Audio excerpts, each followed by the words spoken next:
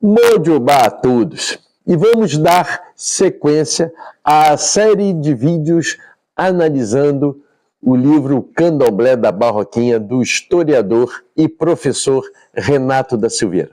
Estamos aqui no episódio 13, parte 3. Nos vídeos anteriores, se você não os assistiu, vá lá, assista.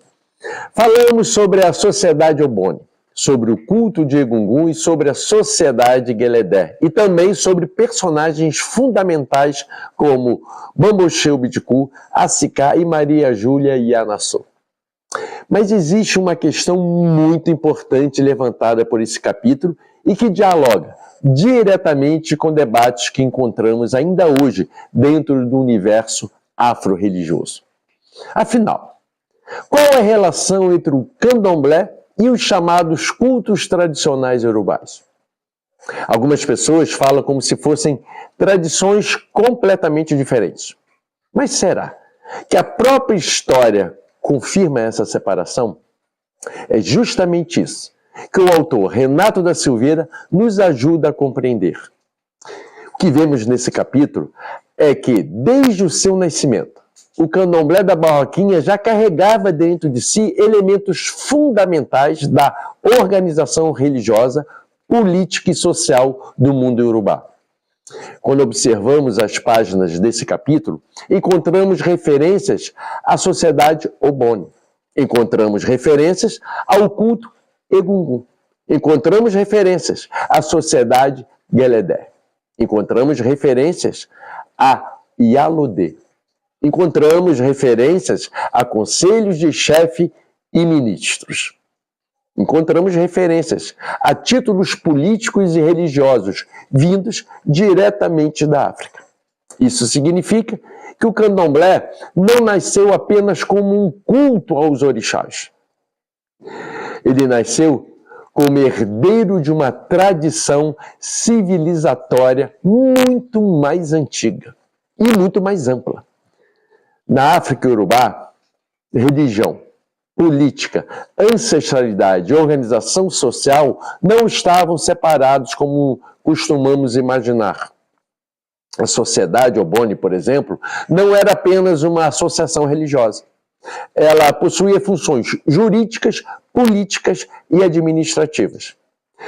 Era responsável pela manutenção do equilíbrio social e pela preservação da ordem comunitária. Já o culto a Egungun preservava a memória dos ancestrais e reforçava a continuidade entre vivos e mortos.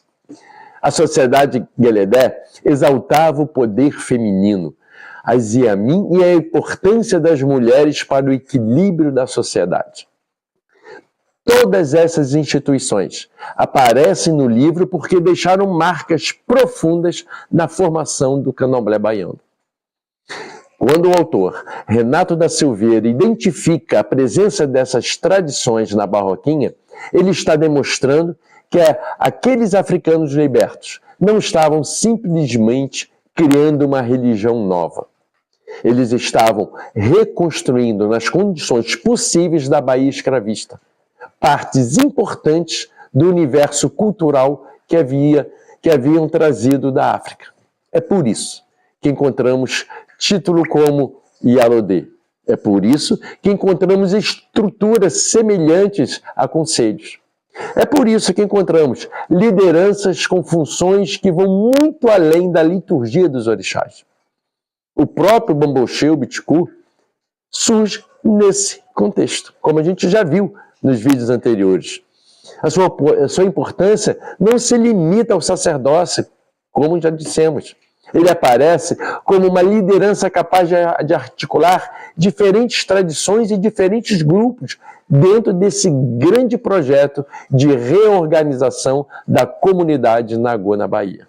O mesmo pode ser dito de figuras como Acicá e das grandes sacerdotisas da Barroquinha.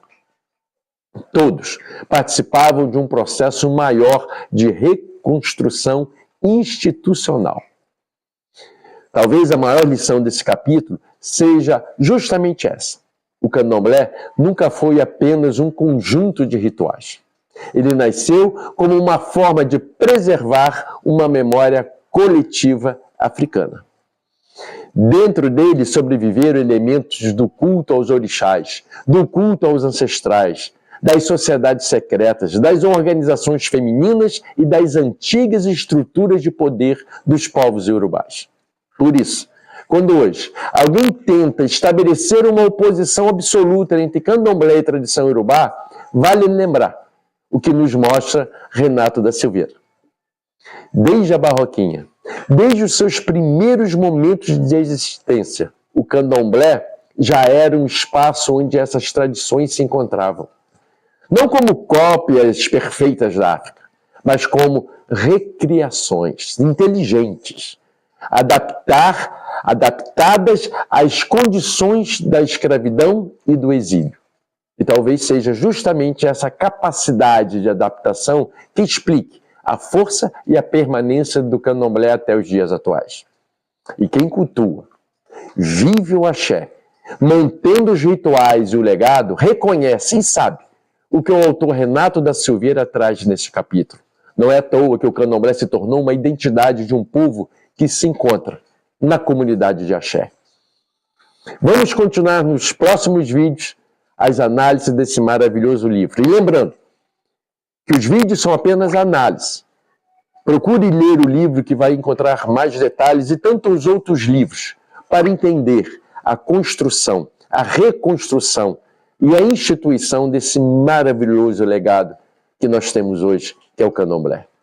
Se você está curtindo, nos acompanhe nas nossas redes, curta, comente, compartilhe e muito axé. Meu Mojubá, meu Motumbá. Até o próximo vídeo e um grande beijo.